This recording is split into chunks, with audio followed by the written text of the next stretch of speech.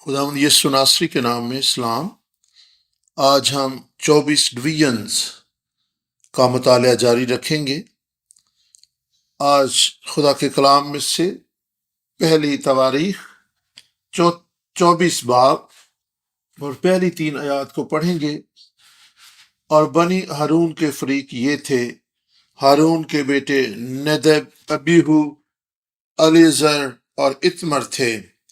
اور ندب اور ابیہو اپنے باپ سے پہلے مر گئے اور ان کی اولاد نہ تھی، سو الیعزر اور اتمر نے کہانت کا کام کیا۔ اور داؤد نے الیعزر کے بیٹوں سے صدوق اور اتمر کے بیٹوں میں سے اخی ملک کو ان کی خدمت کی ترتیب کے مطابق تقسیم کیا۔ آمین۔ ایک بڑا گروپ لاویوں کا ہے اور ان کی 4 مختلف قسم کی ذمہ داریاں تھیں۔ ہم نے ہیکل میں کام کرنے والوں کے تعلق سے دیکھا اور وہ بھی لاویوں ہی میں سے چنے جاتے تھے۔ آج ہم کاہنوں کے تعلق سے بات کریں گے اور دیکھیں گے کہ کاہن بننے کے لیے کیا تقاضے تھے۔ اس میں سب سے پہلی شرط یہ تھی کہ وہ پیدائشی لحاظ سے لاویوں کے گھرانے میں پیدا ہوئے ہوں۔ اس کا مطلب یہ ہے کہ کاہن کسی بھی خاندان سے نہیں بلکہ صرف لاویوں کے گھرانے ہی سے چنا جاتا تھا۔ اور دوسری شرط یہ تھی کہ وہ ہارون کے گھرانے سے ہوں، کیونکہ ہارون کے گھرانے ہی کو یہ شرف اور اعزاز تھا کہ وہ کہانت کی ذمہ داریاں سنبھال سکیں۔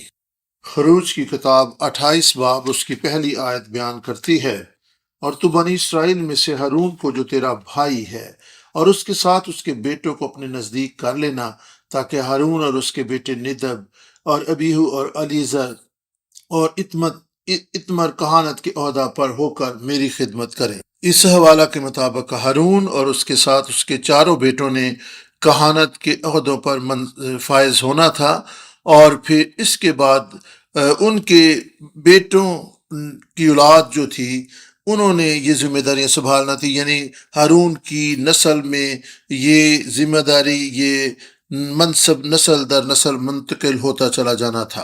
اگر آپ پہلی تواریخ 24 باب کی دوسری اور تیسری آیت کو پڑھیں تو وہاں پہ لکھا ہے: اور ندب اور ابیہو اپنے باپ سے پہلے مر گئے اور ان کے اولاد نہ تھی، سو الیعزر اور اتمر نے کہانت کا کام کیا۔ ہارون کے 4 بیٹے تھے، لیکن ندب اور ابیہو جو تھے وہ اس لیے مارے گئے کیونکہ انہوں نے وہ آگ خداوند کے حضور گزرانی تھی جس کی خدا نے انہیں اجازت نہیں دی تھی۔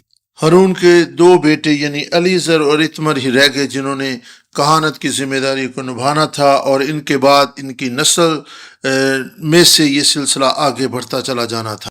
تیسری آیت سے: اور داؤد نے الیعزر کے بیٹوں میں سے صدوق اور اتمر کے بیٹوں میں سے اخی ملک کو ان کی خدمت کی ترتیب کے مطابق تقسیم کیا۔ پس 24 ڈویژنز جو ہیں انہی 2 بیٹوں سے ترتیب پائیں اور کہانت کی خدمت کا سلسلہ آگے بڑھا۔ صدوق کے تعلق سے میں ایک دلچسپ کہانی بیان کرنا چاہتا ہوں۔ جب ہم نئے عہد نامے میں آتے ہیں تو ہمیں یہودیوں کے 2 گروپس جو ہیں وہ 2 دیکھنے کو ملتے ہیں۔ یہی 2 گروپ تھے جو اپنے آپ کو راست باز اور پاک اور خدا کے خاص لوگ سمجھتے تھے۔ متی 3 باب 7 آیت کے مطابق یہ 2 گروپس جو تھے یہ صدوقی اور فریسی تھے۔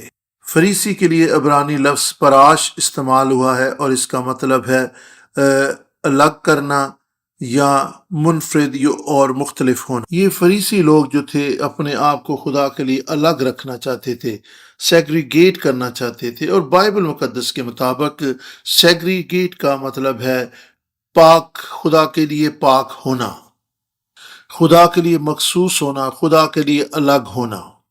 یہ فریسی لوگ اپنے آپ کو گناہ سے دور رکھنا چاہتے تھے، دنیا اور اس کی محبت سے الگ رہنا چاہتے تھے تاکہ وہ خدا کے لیے پاک رہیں، خدا کے لیے مخصوص رہیں اور خدا کے کام کو کرنے کے لیے اپنے آپ کو اس دنیا سے مختلف اور دنیا سے الگ رکھ سکیں۔ پس فریسیوں نے اپنے آپ کو پاک رکھنے کے لیے کئی طرح کے اصول اور قاعدے قانون بنا رکھے تھے، طہارت کے کئی ایک چیزیں انہوں نے مرتب کر رکھی تھی تاکہ وہ خود کو اس دنیا سے اور گناہ بھری زندگی سے الگ اور پاک رکھ سکیں۔ اور یوں وہ شریعت پسند بن چکے تھے کیونکہ وہ خدا کے نزدیک پاک بننا چاہتے تھے، لیکن مسئلہ صرف یہ تھا کہ وہ اپنی کوشش سے خدا کے لیے پاک اور مخصوص رہنا چاہتے تھے، اس لیے وہ شریعت پرستی میں پڑ چکے تھے۔ اس لیے انہوں نے بہت سے قاعدے قانون اور اصول مرتب کر لیے تھے، اور مقصد یہی تھا کہ وہ خدا کے لیے پاک رہیں، خدا کے لیے الگ رہیں اور خدا کے خاص لوگ بن کر زندگی بسر کریں، اور یوں ان کی زندگی شریعت پرستی میں کھو چکی تھی۔ آپ کہہ سکتے ہیں کہ ان کی جو زندگی تھی وہ بڑی کٹر مذہبی زندگی تھی، اور وہ ہر لحاظ سے اپنے آپ کو پاک رکھنا چاہتے تھے، اور اس کے لیے جو قاعدے قانون انہوں نے بنائے تھے ان کو وہ فالو کرتے تھے، اور ان کی زندگی ان اصولوں اور ان قوانین کے گرد گھومتی رہتی تھی۔ آج کی اصطلاح میں ہم کہہ سکتے ہیں کہ یہ جو فریسی تھے یہ بڑے پروفیسر قسم کے یا معلم قسم کے یا اسکالر قسم کے لوگ تھے، جو شریعت کی ہر ایک بات کو بڑی باریک بینی سے دیکھتے، جانچتے اور پرکھتے تھے، اور اس کے مطابق وہ اس پر عمل پیرا بھی ہوتے تھے۔ شریعت کی تابعداری میں یہ اس قدر متعد تھے، خدا کے کلام کو ماننے کے لیے اس قدر متعد تھے کہ اگر یہ لوگ خدا یسوع مسیح کو جان جاتے تو یہ خدا کی بادشاہی اور ابدی زندگی کے لیے چنے جا سکتے تھے، لیکن افسوس کہ وہ خدا یسوع مسیح کو پہچاننے سے قاصر رہے۔ دوسرا گروپ جو ہے وہ صدوقی ہیں۔ متی 3:7 کے مطابق صدوقی دوسرا گروپ ہے جو فریسیوں ہی کی طرح خود کو پاک رکھتے، الگ رکھتے، اور اپنے آپ کو بڑے خاص اور راست باز لوگ سمجھتے تھے۔ اور صدوقی کا لفظ جو ہے وہ عبرانی کے لفظ زدوق سے ہے، اور جس کا مطلب ہے راست باز۔ کیا آپ کو الیعزر کے بیٹے کا نام یاد ہے؟ صدوق۔ جی ہاں، الیعزر کی نسل میں سے یہ بھی کاہن ہوا، اور اس کا نام صدوق تھا، اور یہ صدوقی کا جو لفظ ہے یہ عبرانی لفظ زدوق سے ماخوذ ہے۔ بس یہ جو صدوقی ہیں ان کی کیا ڈیفینیشن ہم کر سکتے ہیں؟ یہ کاہنوں کا گروپ تھا۔ صدوق کا معنی ہے راست باز، زدوق راست باز۔ بس ہم کہہ سکتے ہیں کہ وہ راست باز لوگ بننا چاہتے تھے، خدا کے لیے الگ، مخصوص، اور خدا کے کام کو پاک بن کر خدا کے معیار کے مطابق پہنچ کر وہ اس کام کو کرنا چاہتے تھے۔ یہ صدوق کی نسل ہی سے تھے۔ یہودی کلچر کے مطابق یہ رہنما لوگ ہوتے تھے، بڑے اثر و رسوخ والے لوگ ہوتے تھے، اور بے شک یہ صاحب حیثیت بھی ہوتے تھے، یعنی مال و دولت والے لوگ ہوتے تھے۔ فریسیوں کے مقابلہ میں صدوقی جو تھے یہ زیادہ مالدار، دولت مند اور زیادہ اثر و رسوخ رکھنے والے اور لوگوں میں مقبول اور مشہور لوگ تھے۔ لیکن خداوند یسوع مسیح کے دور میں یہ بڑی بدعنوانی کا شکار تھے، اور کئی طرح کی قباحتیں ان کی زندگیوں میں آ چکی تھیں، حتیٰ کہ یہ جو سردار کہن کا عہدہ ہے یہ لوگوں سے پیسے لے کر اس کو بھی فروخت کرتے تھے، یعنی جو شخص سردار کاہن بننا چاہتا تھا یا کاہن بننا چاہتا تھا اگر ان کی مٹھی گرم کر دیتا تو یہ اپنا عہدہ اور مقام اس کو دے دیتے تھے۔ یہ صدوقی جو تھے یہودیوں ہی کی نسل میں سے تھے، لیکن یہ 3 باتوں پر ایمان نہیں رکھتے تھے، اور ہو سکتا ہے کہ یہ ان کی کرپشن اور بدعنوانی کی وجہ سے ہو۔ صدوقی جو تھے نہ تو وہ قیامت پر ایمان رکھتے تھے، نہ فرشتوں پر ایمان رکھتے تھے، اور نہ انسان کے روح کے وجود کو تسلیم کرتے تھے۔ لیکن فریسی جو تھے وہ ان تینوں چیزوں پر ایمان رکھتے تھے۔ اعمال 23:6-9 جب پلوس نے یہ معلوم کیا کہ بعض صدوقی اور بعض فریسی، تو عدالت میں پکار کر کہا کہ آئے بھائیو، میں فریسی اور فریسیوں کی اولاد ہوں، مردوں کی امید اور قیامت کے بارے میں مجھ پر مقدمہ ہو رہا ہے۔ جب اس نے یہ کہا تو فریسیوں اور صدوقیوں میں تکرار ہوئی اور حاضرین میں پھوٹ پڑ گئی، کیونکہ صدوقی تو کہتے کہ نہ قیامت ہوگی، نہ کوئی فرشتہ ہے، نہ روح، مگر فریسی دونوں کا اقرار کرتے ہیں۔ بس بڑا شور ہوا، اور فریسیوں کے فرقہ کے بعض فقی اٹھے اور یوں کہہ کر جھگڑنے لگے کہ ہم اس آدمی میں کچھ برائی نہیں پاتے، اور اگر کسی روح یا فرشتہ نے اس سے کلام کیا ہو تو پھر کیا؟ تو ہم پہلے ہی دیکھ چکے ہیں کہ صدوقی جو تھے وہ فریسیوں کی بنسبت زیادہ اثر و رسوخ والے اور صاحب حیثیت تھے، سو یہ اکٹھے نہیں چل رہے تھے، ان میں آپس میں بھی اختلافات پائے جاتے تھے۔ جب پالوس رسول نے کہا کہ میں بھی فریسی ہوں، فریسیوں کی اولاد ہوں، تو جو فریسی تھے وہ پھر پالوس رسول کی سائٹ پر کھڑے ہو گئے، گویا ان کا رویہ جو تھا اس کے دفاع کا رویہ بن گیا۔ انہیں فریسیوں کا احساس ہوا تو یہ تو ہمارا ہی بھائی ہے۔ انہوں نے کہا کہ ہم اس طریقے سے اس پالوس رسول کو صدوقیوں کے حوالے نہیں کر سکتے۔ جو ہی پالوس رسول نے کہا کہ میں بھی فریسی ہوں، تو پھر فریسی جب اس کے حمایتی بن کر کھڑے ہوئے تو سارا جھگڑا، ساری جو بحث و تکرار تھی وہ ختم ہو۔ پھر ایک فریسی نے اٹھ کر کہا کہ ہم اس آدمی میں کچھ برائی نہیں پاتے۔ اب وہ پولس رسول کا دفاع کرتے ہوئے نظر آ رہے ہیں کہ ہم کسی طرح سے بھی اسے صدوقیوں کے حوالہ نہیں کر سکتے۔ ہم دیکھ سکتے ہیں کہ فریسی تو قیامت، فرشتے اور روح پر ایمان ہی رکھتے، لیکن یہاں پر ان کا رویہ بدل گیا ہے۔ انہوں نے کہا اگر کسی روح یا فرشتہ نے اس سے کلام کیا ہو تو پھر کیا؟ مقصد یہی تھا کہ صدوقیوں کے ہاتھ سے پولس رسول کو بچایا جا سکے۔ ان کا رویہ پولس کا دفاع کرنے والا بن گیا۔ فریسی اور صدوقی دونوں ہی اچھے محرکات رکھتے تھے، اور ان کی نیت یہی تھی کہ وہ خدا کے لیے پاک، خدا کے لیے راست باز اور خدا کے لیے الگ اور منفرد رہیں، مختلف رہیں، اپنے آپ کو گناہ، ناپاکی اور دنیا کی محبت اور دنیاوی چیزوں سے دور رکھیں، تاکہ وہ خدا کے پاک خادم اور خدا کے لیے پاک برتن بن کر اس کی خدمت سر انجام دے سکیں۔ ان کے محرکات کا جہاں تک تعلق ہے، ان کی نیت کا جہاں تک تعلق ہے، اس میں کوئی بھی خرابی ہمیں دیکھنے کو نہیں ملتی۔ لیکن وقت گزرنے کے ساتھ ساتھ ہر طرح کی ناپاکی، گناہ، تکبر اور گھمنڈ اور مذہبی شریعت پرستی ان کی زندگیوں میں آ گئی۔ کئی طرح کی بدعنوانی اور کرپشن ان کی زندگی کا حصہ بن چکی تھی۔ یہ دونوں گروپس خداوند یسوع مسیح کو اپنے تکبر، گھمنڈ، کرپشن کی وجہ سے پہچان نہ سکے، اس کو دیکھ نہ سکے، اور ہم دیکھ سکتے کہ یہاں پر وہ انجیل کے مخالف بن کر کھڑے ہیں، وہ خداوند یسوع مسیح کے مخالف بن کر کھڑے ہیں۔ ہم اپنے مضمون پر واپس آئیں گے۔ ہم کاہن کے عہدے اور منصب پر بات کر رہے تھے۔ یہ کاہن ہی تھا جو قربانیاں گزرانتا اور دیگر جو رسومات ہوتی تھی ان کو سر انجام دیتا تھا، اور کاہن کے لیے جو عبرانی لفظ استعمال ہوا ہے وہ ہے کوہن، اور یہ سردار کاہن ہی تھا جو ساری کہانت کی اور قربانیوں کی ذمہ داریوں کو پورا کرتا تھا۔ لوگ اس کے پاس قربانیاں لے کر آتے اور وہ خدا کے حضور ان کو پیش کرتا تھا۔ ہم دیکھ سکتے ہیں کہ اگرچہ کوہ سینا کے مقام پر شریعت دینے کے بعد ہی کاہن کا وجود منظر عام پر آیا، لیکن اس سے پہلے بھی ہمیں کاہن کی تصویر یا کاہن کا وجود دیکھنے کو ملتا ہے۔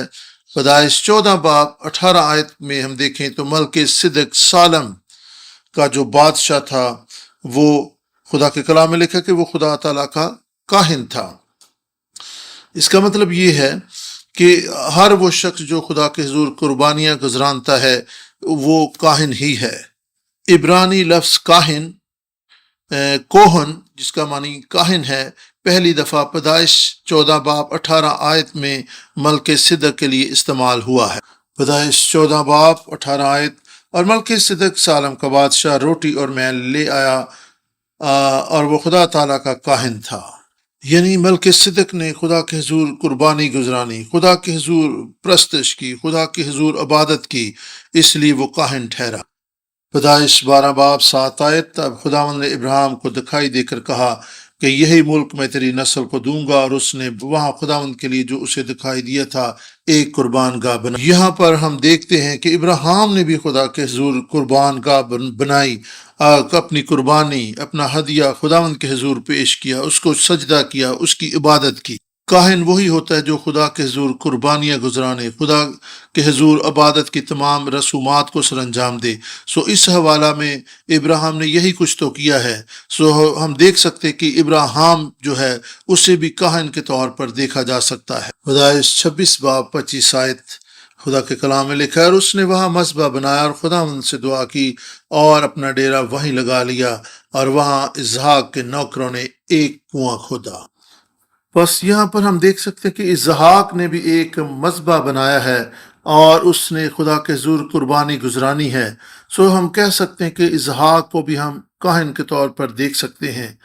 گو کاہن جو تھے وہ شریعت دیے جانے کے بعد ہی باقاعدہ طور پر ان کو ان کے منصب پر بحال کیا گیا، مقرر کیا گیا، تو بھی یہ حوالہ جات ہمیں بتا رہے ہیں کہ کاہن جو ہے ہر وہ شخص جو خدا کے حضور قربانی گزرانے، اس کی عبادت کرے اور عبادت کے انتظام و انصرام کو سنبھالے، وہ کاہن ہو سکتا ہے۔ آئیں ہم ایک اور حوالہ دیکھتے ہیں، پیدائش کی کتاب اس کا 35ویں باب کی 3 آیت کو ہم خدا کے کلام میں سے پڑھیں گے۔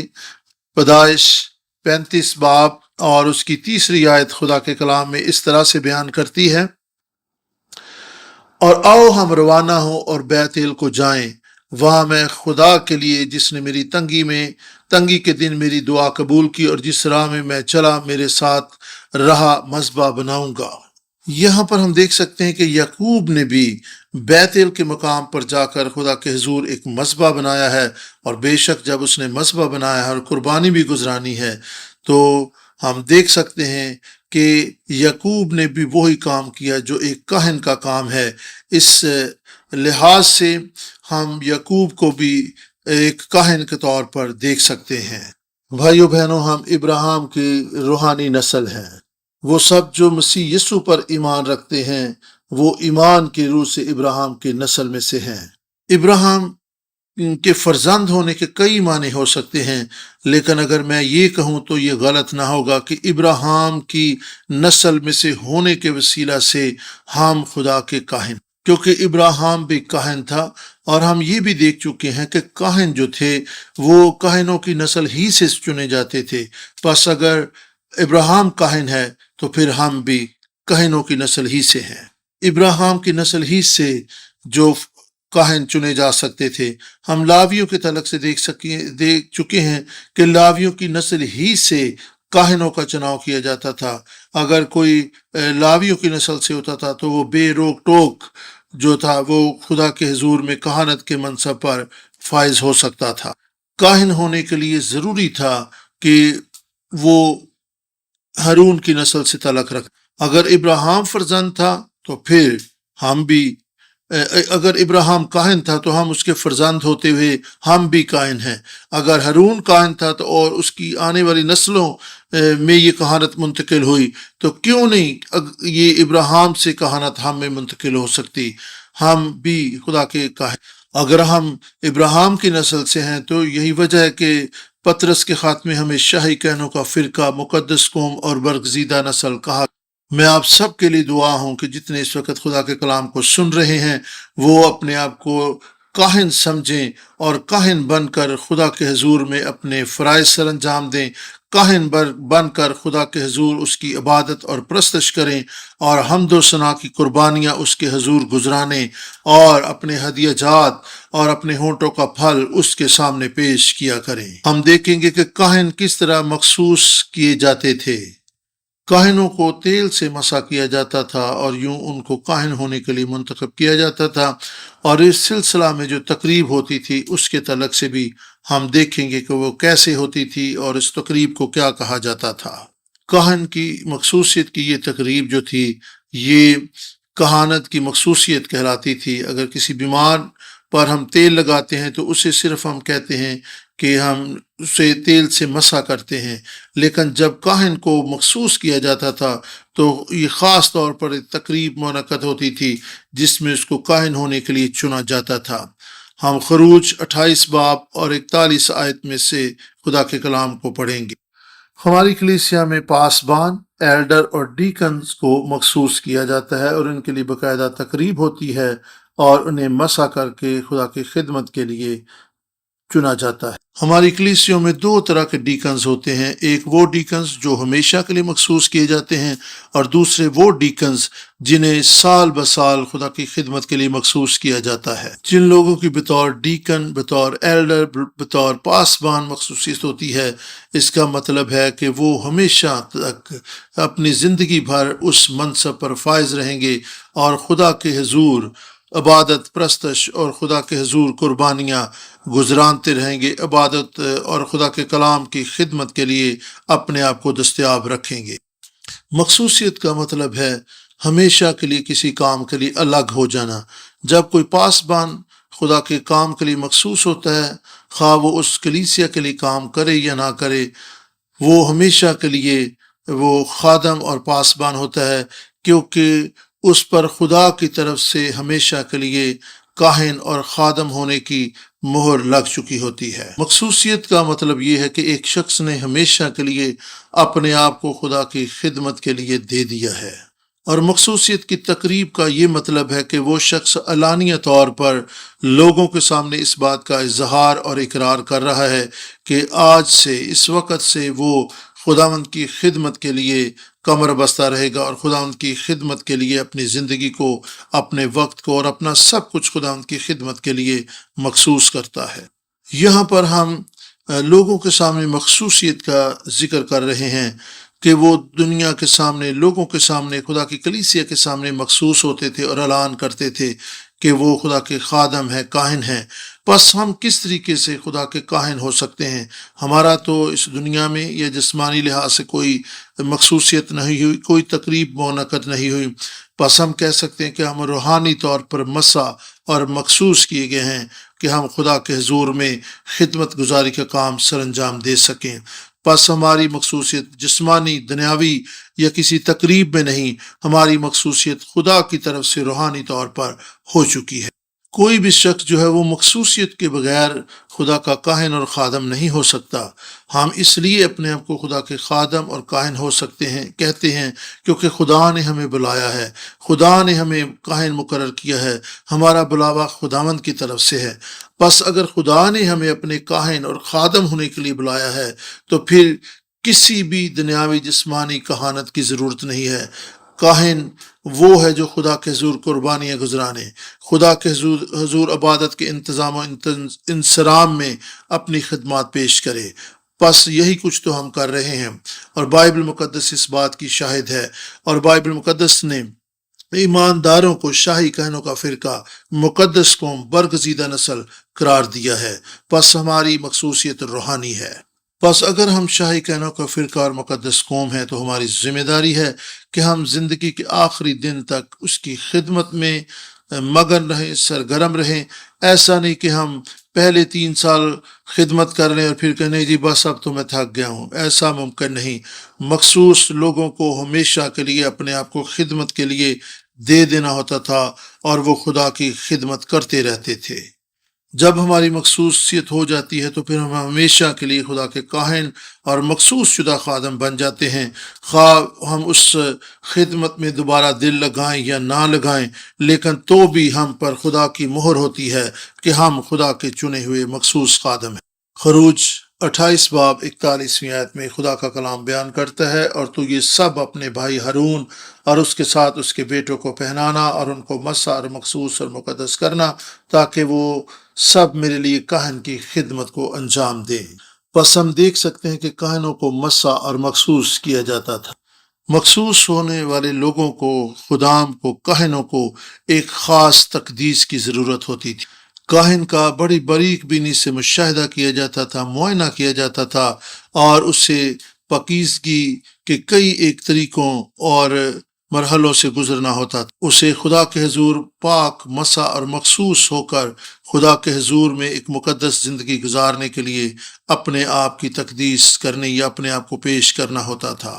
سب سے پہلے ہم کاہنوں کے تعلق سے دیکھتے ہیں جو مخصوص کیے جاتے تھے۔ ازدواجی زندگی کے تعلق سے خدا کا کلام ان کے لیے کیا بیان کرتا ہے، اس کے لیے ہم احبار 21 باب 7 اور 8 آیت کو دیکھیں۔ احبار 21 باب 7 آیت، اور وہ کسی فاحشہ یا ناپاک عورت سے بیاہ نہ کریں، اور نہ اس عورت سے بیاہ کریں جسے اس کے شوہر نے طلاق دی ہو، کیونکہ کاہن اپنے خدا کے لیے مقدس ہے۔ آمین۔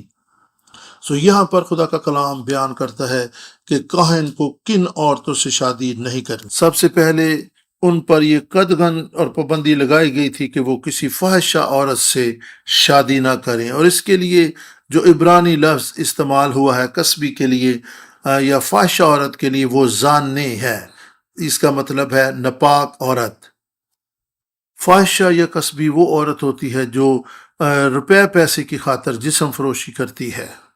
اور دوسری عورت جس سے انہیں شادی نہیں کرنی تھی وہ تھی ناپاک عورت، اور اس کے لیے عبرانی لفظ استعمال ہوا ہے حلال، اور اس کا مطلب ہے آلودہ، جسمانی طور پر آلودہ عورت۔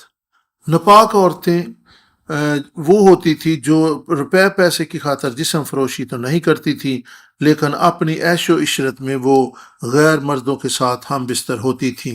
سو خدا کے کہنوں کو منع کیا گیا کہ وہ ایسی عورتوں سے بھی ازدواجی تعلق نہ بنائے۔ ناپاک اور اسے بھی کہا جاتا تھا جو ممنوع جنسی تعلق قائم کرتی تھی، یعنی بائبل مقدس میں جس جنسی تعلق پر پابندی لگائی گئی تھی وہ اس حد کو پار کر کے کسی غیر مرد سے جنسی تعلق بنائے، تو خدا نے ایسی عورتوں سے بھی کہنوں کو دور رہنے کے لیے یا ان سے ازدواجی تعلق قائم نہ رکھنے کے لیے کہا۔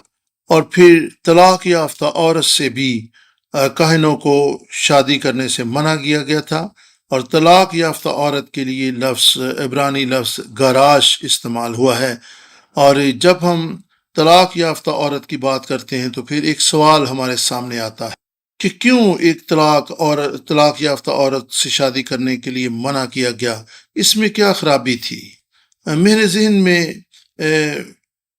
یوسف آ رہا ہے جو مریم کا شوہر ہونے کے لیے اس سے منگنی کر چکا تھا، اور جب یوسف کو علم ہوا کہ شادی سے پہلے ہی مریم جو ہے وہ حاملہ ہے اور اس کے بچہ ہونے والا ہے، تو اس نے اس کو طلاق دینے کا تہیہ کر لی۔ یہودی کلچر میں طلاق کا یہی مطلب ہوتا تھا کہ یہ عورت جو ہے اپنے شوہر سے وفادار نہیں رہی اور اس نے اس سے بے وفائی کرتے ہوئے کسی دوسرے مرد سے جنسی تعلقات قائم کر لیے ہیں۔ ہم آج کے دور میں ہونے والی طلاقوں کی بات نہیں کرتے کیونکہ آج کئی ایک وجوہات ہو سکتی ہیں، لیکن اس دور میں خاص طور پر طلاق اسی بنیاد پر ہوتی تھی کہ اگر کوئی عورت اپنے شوہر سے بے وفائی کر کے کسی دوسرے سے تعلق بنا لے اور اس کا شوہر جو ہے اس بات کے معلوم ہونے پر اسے اپنے ہاں رکھنا نہ چاہے، سو یہ ایک بہت بڑا دھبا اور داغ اور بدنامی کا کلنک ہوتا تھا جو عورت پر لگ جاتا تھا۔ یہاں پر ایسا نہیں ہے کہ یہاں پہ جو طلاق یافتہ کا لفظ استعمال ہوا کہ چلے جی دو لوگ میاں بیوی ان کے ذہن نہیں آپس میں ملے، ان میں انڈرسٹینڈنگ نہیں بن سکی تو چلے طلاق ہوگی، ایسا نہیں، بلکہ یہاں پر جس طلاق یافتہ عورت کا ذکر کیا گیا وہ عورت ہے جو کسی مرد کے ساتھ تعلقات بنا چکی ہے اور وہ ناپاک ہو گئی ہے۔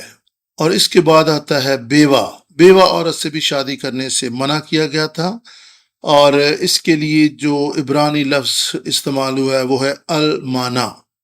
یہ وہ 4 عورتیں تھیں جن سے خدا نے کاہنوں کو شادی کرنے سے منع کیا ہوا تھا۔ ان باتوں کا اطلاق ہم اپنی شخصی زندگیوں پر یا آج کے دور میں کیسے کر سکتے ہیں؟ شادی تو ایک اٹوٹ بندھن ہے جس میں ایک شخص اپنے لیے جیون ساتھی حاصل کرتا ہے جو زندگی کے آخری سانس تک ساتھ نبھاتا ہے۔ ازدواجی زندگی میں ہمارا جیون ساتھی جو ہے ہماری بقیہ زندگی میں ہمارے لیے آرام و راحت اور سکون کا باعث ہوتا ہے، اور ہماری ساری بقیہ زندگی جو ہے وہ بالکل بدل جاتی ہے۔ بائبل مقدس کی تاریخ میں بھی ہم ان چیزوں کو دیکھ سکتے ہیں۔ ہم دیکھ سکتے ہیں کہ جب ایزبل کی شادی اخیب سے ہوئی تو اس کی ساری زندگی بدل گئی، بلکہ ایزبل سے ازدواجی تعلقات بنانے کے بعد پوری قوم پر اس کے دور رس اثرات مرتب ہوئے۔ پس ہم دیکھ سکتے ہیں کہ ازدواجی تعلق یعنی ایک شخص کو اپنی زندگی میں اپنا جیون ساتھی قبول کرنے سے پوری زندگی جو ہے اس پر اثر پڑتا ہے، بلکہ پوری قوم معاشرے پر اثر پڑتا ہے۔ ایزبل کی کہانی ہمارے سامنے ہے۔ یہی وجہ کہ خدا نے کاہنوں کو ازدواجی تعلق میں بہت ہی ازدواجی رشتے ناطے قائم کرنے کے تعلق سے بہت ہی سخت قوانین دیے تاکہ وہ اپنے بدنوں کو، اپنی نسل کو، اپنی زندگیوں کو خداوند کے لیے پاک اور مخصوص رکھ سکیں، کیونکہ خدا جانتا تھا کہ ان کی زندگی میں آنے والی عورت جو ہے وہ ان کی زندگی، ان کی خدمت اور قوم پر گہرے اثرات مرتب کرے گی۔ ہم دیکھ چکے ہیں کہ کہانت کی جو ذمہ داری اور منصب ہے یہ نسل در نسل منتقل ہوتا تھا، یعنی اگر ہارون کاہن ہے تو پھر لازم ہے کہ اس کے بیٹے بھی جو ہیں وہ کہانت کی ذمہ داریاں سنبھالیں۔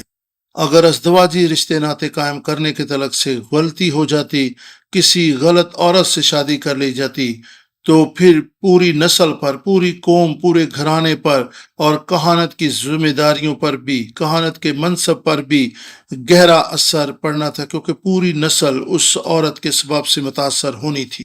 فرض کریں کہ ایک صاف ستھرا پانی ہو، لیکن اگر اس میں کوئی گندے پانی کا قطرہ پھینک دے، نالی سے کوئی 2 قطرے اس میں ڈال دے، تو آپ جانتے ہیں کہ وہ سارا پانی ناپاک ہو جائے گا اور کوئی بھی پھر اس کو استعمال میں نہیں لائے گا۔ یہی کچھ تو خدا یہاں پہ کہہ رہا تھا کہ اگر تم نے میری خدمت کرنی ہے، میرے لیے کاہن بنے رہنا ہے، تو اپنی نسلوں کو میرے لیے پاک رکھو، میرے لیے پاک بنے رہو۔ یہ بات صرف ہارون اور اس کی نسل کے لیے نہیں تھی، یہ ساری باتیں آج ہمارے لیے بھی ہیں، کیونکہ خدا نے ہمیں اپنے کاہن ہونے کے لیے، خادم ہونے کے لیے چنا ہے، کلیسیا نے ہمیں مخصوص کیا ہے۔ ہماری زندگی میں جسمانی اور روحانی دونوں مخصوصیتیں موجود ہیں، دونوں لحاظ سے ہم مخصوص کیے گئے ہیں، خدا کے بلائے ہوئے خادم اور کاہن ہیں۔ اس لیے ہمیں بھی اپنی نسلوں کو، اپنی شخصی زندگیوں کو پاک اور خدا کے لیے مخصوص رکھنا ہے۔ خدا آج بھی ہم سے یہ تقاضا کرتا ہے کہ ہم ایسی چیزوں سے دور رہیں جو ہمیں ناپاک کر سکتی ہیں، ہماری زندگی میں ایسی روحانی جسمانی آلودگی لا سکتی ہیں جس کے باعث ہم خدا کی حضوری میں مقبول نہیں ٹھہر سکتے۔ اپنی زندگیوں پر غور کریں، کون سی ایسی چیزیں ہیں جو آپ کی ساری زندگی کو متاثر کر سکتی ہیں، کون سی ایسی چیزیں ہیں جو آپ کو روحانی طور پر آلودہ بنا سکتی ہیں۔ اور خدا یہاں پر یہ کہہ رہا ہے، ایسی تمام چیزوں سے الگ ہو جاؤ جو تمہیں ناپاک کرتی ہیں، ایسی چیزوں کو اپنی زندگی میں نہ آنے دو جو تمہیں آلودہ کر سکتی ہیں۔ خدا نے آدم سے کہا تھا کہ نیک و بد کی پہچان کے درخت میں سے نہ کھانا، کیونکہ خدا جانتا تھا کہ اس کے اس ایک عمل سے اس کی پوری زندگی پر گہرے اثرات مرتب ہوں گے۔ یہی وجہ ہے کہ خدا نے اسے کہا، مطاعت رہنا، تو نیک و بد کے پھل کے درخت میں سے نہ کھانا، کیونکہ پوری زندگی اس کی جو تھی اس سے متاثر ہونی تھی، اور آنے والا وقت اس سے بدل جانا تھا۔ اور ہم دیکھ سکتے ہیں کہ بنی نوع انسان کی زندگیوں پر بھی، آنے والی نسلوں پر بھی اس کے اس عمل کے گہرے اثرات مرتب ہوئے۔ بس جب آدم نے خدا کی نافرمانی کرتے ہوئے وہ پھل کھا لیا تو اس کی زندگی بدل گئی، وہ آلودہ ہو گیا، روحانی طور پر وہ مردہ ہو گیا، گناہ اس کی زندگی میں آ گیا اور وہ خدا سے الگ ہو گیا، اسے باغ عدن سے نکال دیا۔ خدا یہ کہہ رہا کہ ان چیزوں سے دور رہو، اپنے آپ کو الگ رکھو۔ اگر تم میری خدمت کرنا چاہتے ہو تو پھر ضرور ہے کہ تم میرے لیے پاک بنے رہو۔ اور یہاں پر خاص طور پر میں صرف ان عورتوں کی بات نہیں کر رہا جن کا ابھی ہم نے ذکر کیا، جن سے کاہنوں کو شادی نہیں کرنی تھی، بلکہ ہمیں ہر اس چیز سے دور بھاگنا ہے، ہر اس چیز کو اپنی زندگی میں آنے سے روکنا ہے جو ہمیں ناپاک کر سکتی ہے، روحانی طور پر آلودہ کر سکتی ہے، اور ہماری مخصوصیت پر دھبا لگا سکتی ہے، اور ہمیں خدا کے حضور خدمت کرنے کے لیے نااہل بنا سکتی ہے۔ خدا ہمیں ایسی تمام چیزوں سے دور رہنے کے لیے کہہ رہا ہے جو ہمیں آلودہ کر رہی ہیں۔ خدا ہمیں ایسی تمام چیزوں کو دیکھنے سے، خدا ہمیں ایسی تمام باتوں کو سننے سے بھی روک رہا ہے جو ہمیں آلودہ کر رہی ہیں، بلکہ خدا کہہ رہا ہے کہ ان چیزوں سے دور بھاگو، میرے لیے پاک بنے رہو۔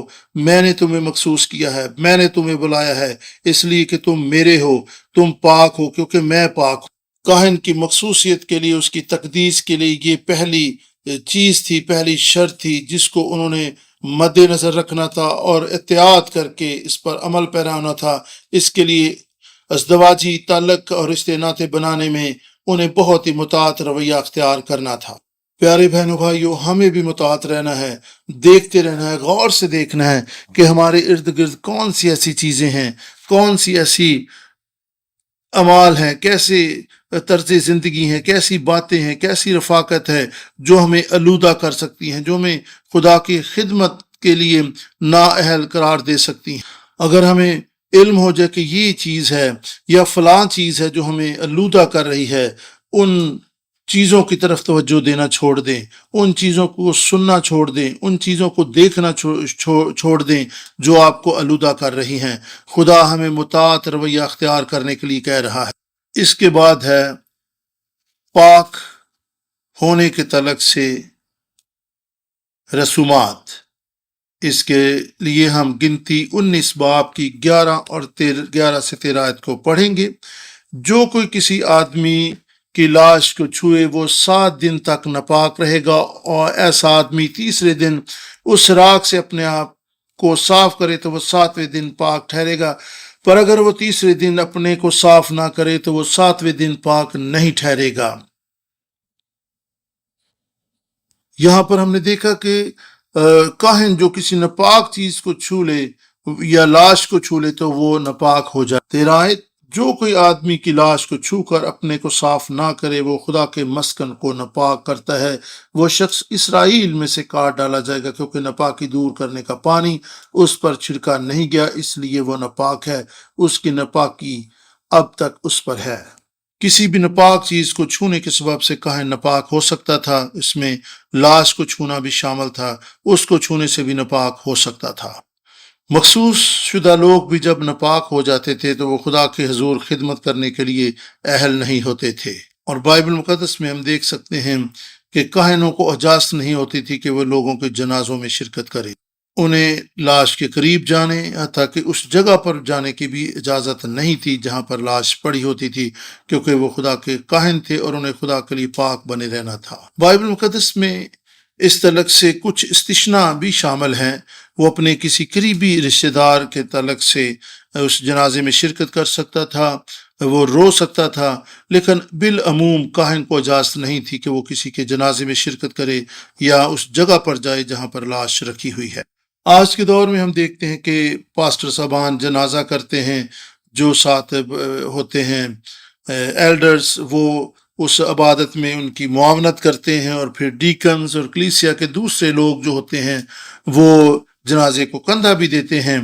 آج کے دور میں ایسا ہوتا ہے، لیکن گنتی 19 باب 11 سے 13 آیت کا اطلاق آج ہمارے زمانے میں ہم پر جسمانی لحاظ سے نہیں ہو سکتا، کیونکہ پھر تو کوئی شخص جو ہے جو کلیسیا میں آتا ہے، چونکہ وہ سبھی کاہن ہیں، وہ پاک لوگ ہیں، اس طرح تو کوئی بھی کسی شخص کے جنازے میں شرکت نہیں کرے گا، اور اگر ایسا ہی رویہ اور ایسا ہی طرز عمل ہوگا تو کوئی چرچ میں بھی نہیں آئے گا۔ بائبل مقدس اور پھر مخلصی کا تاریخ بیان کرتی ہے کہ جو گناہ ہے، جو موت ہے، وہ گناہ کے سبب سے ہے۔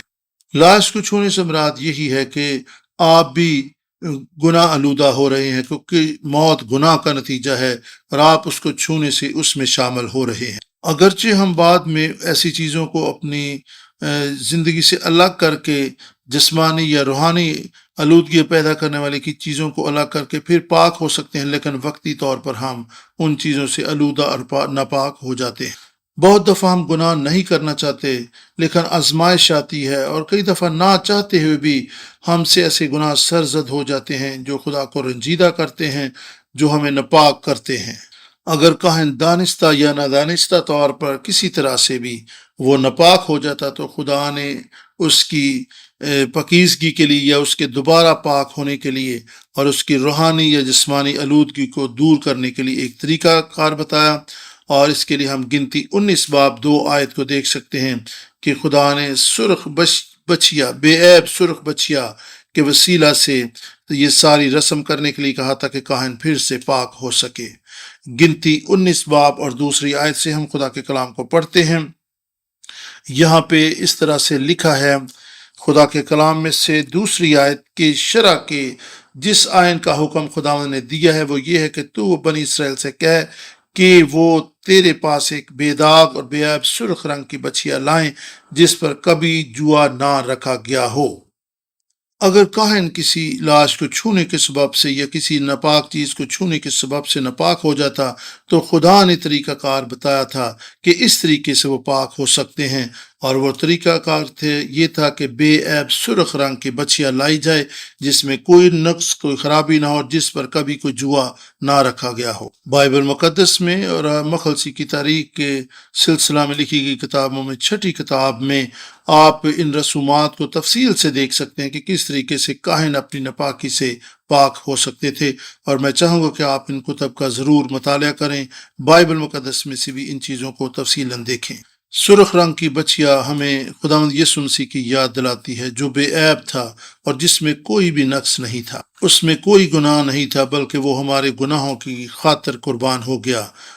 اور یہ آنے والے مسیح کی عکاسی ہے جو ہمیں اس سرخ بچیا میں دکھائی دیتی ہے۔ یہ خداوند یسوع مسیح کی مخلصی بخش قربانی و کفارہ ہے جو اس سرخ بچیا کے وسیلہ سے ہمیں دیکھنے کو ملتا ہے۔ ہمیں اپنی روزمرہ زندگی میں جب ہم دانستہ اور ندانستہ طور پر ناپاک ہو جائیں، یسوع کے خون سے اپنے آپ کو پاک کرتے رہنا ہے۔ اگر ہمیں خدا کی خدمت کرنا ہے تو پھر ہمارا پاک ہونا ضروری ہے۔ اور جب ہم خدمت کی بات کرتے ہیں تو اس سے مراد یہ نہیں کہ آپ کوائر میں کھڑے ہوں، کلام سنائیں، میٹنگ پرزائڈ کریں، ایسا نہیں، بلکہ ہم سب زندہ خدا کا مقصد ہیں۔ ہم خدا کے لیے پاک ہونے کے لیے بلائے گئے ہیں اور ہم خدا کا گھر ہیں۔ ہم روزمرہ زندگی میں کیسے مخصوص شدہ خادم ہو سکتے ہیں، کیسے ہم خدا کے بلائے ہوئے کاہن ہو سکتے ہیں۔ ہم روزمرہ زندگی میں اپنے آپ کو دیکھیں اور جانچیں اور پرکھیں۔ روزمرہ زندگی میں ہمارے اوپر آزمائش آ سکتی ہے، ہم خیالوں سوچوں میں دانستہ نادانستہ طور پر ناپاک ہو سکتے ہیں، اس لیے خدا نے ہمارے لیے بے عیب قربانی کا انتظام کیا ہے جو ہمیں یہاں پر سرخ بچیا کی صورت میں نظر آتی ہے اور ہمارے خداوند یسوع مسیح کو پیش کرتی ہے۔ ہم اس کے خون کے وسیلہ سے روزمرہ کی زندگی میں پاک ہو سکتے ہیں تاکہ ہم خدا کی ہیکل میں اس کی خدمت کو جاری رکھ سکیں۔ اگر ہمیں خداوند کی خدمت کرنا ہے تو پھر پاک ہونا ضروری ہے۔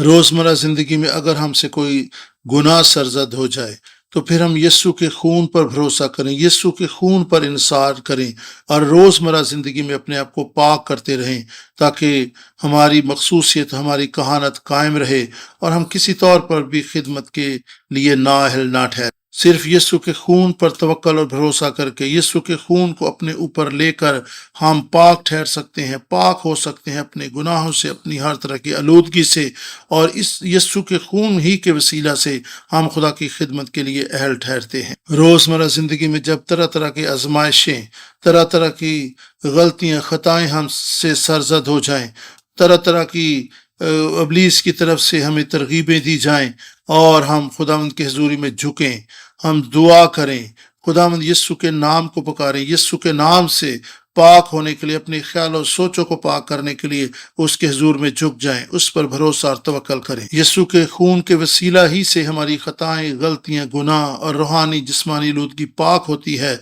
اور ہم خدا کے مخصوص خادم، ہمیشہ کے لیے خدا کے کاہن بنے رہتے ہیں۔ اور تیسری بات، کاہنوں کو جس طرح سے مطاعت رہنا تھا، اور یہ آخری بات ہے جس پر ہم بات کریں گے، اور وہ ہے خوراک۔ نہمیہ 7 باب 65 آیت بیان کرتی، حاکم نے ان سے کہا کہ وہ پاک ترین چیزوں میں سے نہ کھائیں جب تک کوئی کاہن عریم اور تمیم لیے ہوئے برپا نہ ہو۔ یہاں پر پاک ترین چیزوں میں سے کھانے کی بات ہو رہی۔ وہ خوراک جو کاہن کھا سکتے تھے اسے عبرانی میں قادش حقداشم کہا گیا ہے۔ اس کا مطلب ہے نہایت پاک یا پاک ترین۔ یہاں پر سکرین پر آپ دیکھیں تو قادش جو ہے یہ 2 مرتبہ استعمال ہوا ہے، قادش حقداشم، اس کا مطلب ہے نہایت پاک یا پاک ترین۔ جب ہم خیمہ اجتماع کی طرف جاتے ہیں تو وہاں پہ ہمیں پاک اور پھر پاک ترین مقام دیکھنے کو ملتا، لیکن یہاں پر ہم پاک ترین یا پاک مقام کی بات نہیں کر رہے، لیکن یہاں پہ ہم پاک ترین خوراک کی بات کر رہے ہیں جس کے تعلق سے کاہنوں کو کھانے کی اجازت دی گئی تھی۔ یہاں پر خوراک کو پاک ترین یا نہایت پاک کہا گیا ہے۔ صرف کاہنوں کو اجازت تھی کہ وہ نہایت پاک یا پاک ترین خوراک میں سے کھا سکیں، لیکن اس کا آج کے دور میں ہرگز یہ مطلب نہیں کہ پاسبان جو ہے اسے ہی ہمیشہ اچھی اعلیٰ قسم کی خوراک کھانی چاہیے۔ لیکن پھر خدا نے بائبل مقدس میں یہ بھی کچھ ایسی صورتحال بھی بتائی جس میں پاک ترین خوراک کو نہیں کھایا جا سکتا تھا۔ بائبل مقدس بیان کرتی ہے کہ ہم کھائیں یا پئیں، سب کچھ ہم خدا کے جلال کے لیے کریں۔ آج ہم نے دیکھا کہ وہ خاص طرز زندگی جو کاہنوں کو اپنانا ہے، جن کو خدا کے خادم ہونے کے لیے مخصوص کیا جاتا ہے، انہیں اپنی ازدواجی زندگی اور انہیں اپنی روحانی پاکیزگی اور اپنی خوراک کا خیال رکھنا ہوتا تھا۔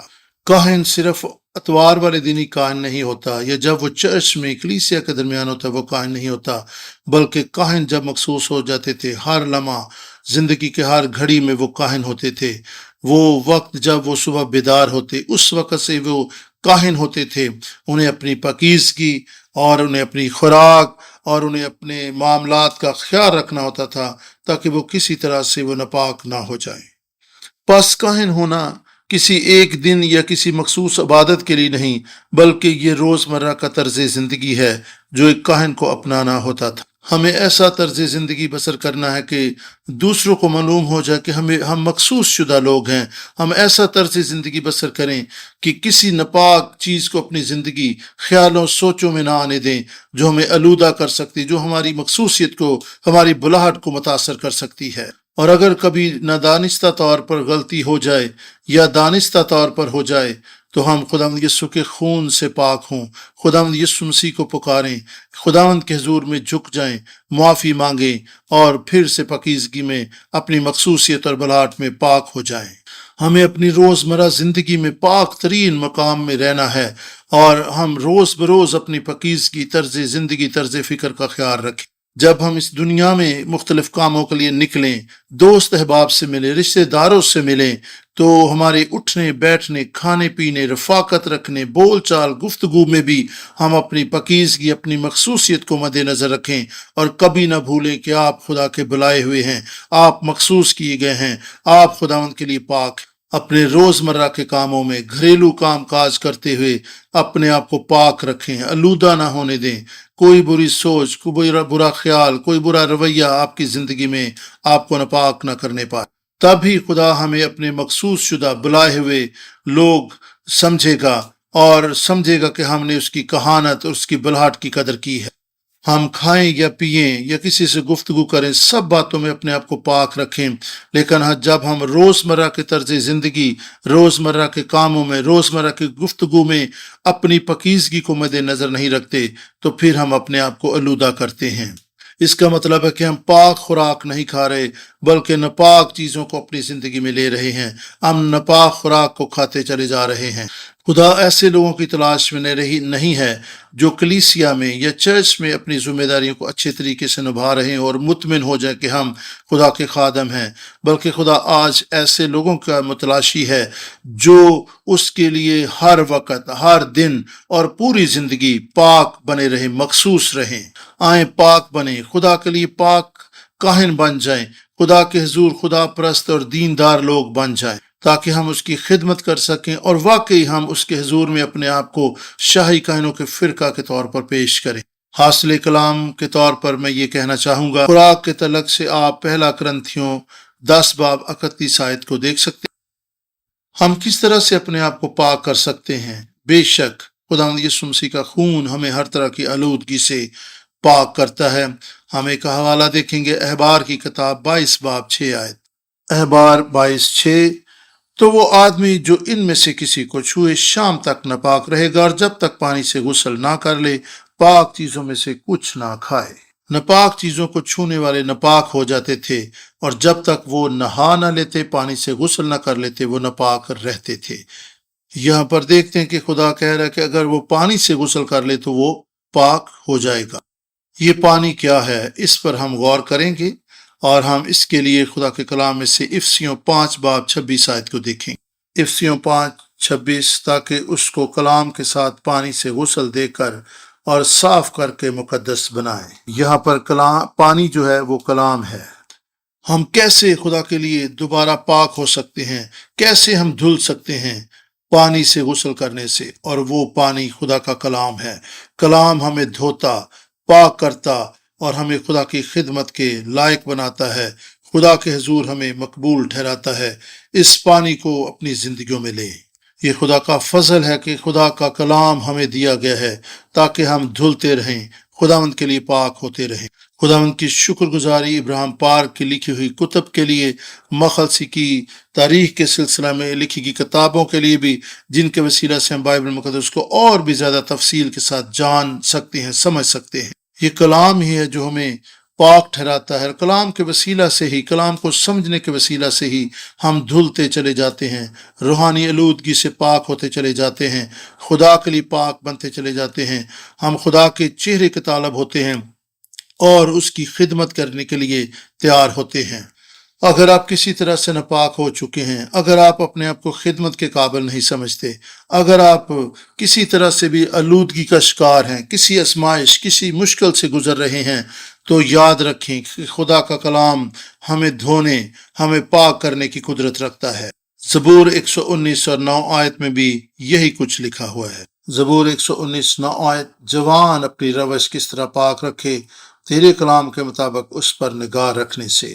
آئیں ہم خدا کے کلام پر توجہ دیں، آئیں ہم خدا کے کلام کو اپنی نگاہ میں رکھیں، آئیں خدا کے کلام سے پاک ہوتے چلے جائیں، آئیں خدا کے کلام کو اپنی سوچوں، خیالوں میں، اپنے دلوں میں بسا لیں، تاکہ ہماری روزمرہ کی زندگی خدا کے حضور پاک اور مخصوص ہوتی چلی جائے، تاکہ خدا باپ جو ہے ہمیں پاک مخصوص شدہ کاہن کے طور پر دیکھے، وہ دیکھے کہ ہم واقعی ہی برگزیدہ لوگ ہیں اور ہم اس کے لیے پاک بنے ہوئے ہیں۔ پھر خدا دیکھے کہ واقعی ہم اس کی خدمت کے لیے تیار اور مستعد ہیں اور ہم اس کی مرضی اور ارادوں کو پورا کرنے کے لیے تیار ہیں۔ خداوند آپ کو آج کے کلام کے وسیلہ سے برکت دے اور ہم سب کو اس کلام کو سمجھنے اور اسے اپنی زندگیوں کا حصہ بنانے کی توفیق دے۔ آمین۔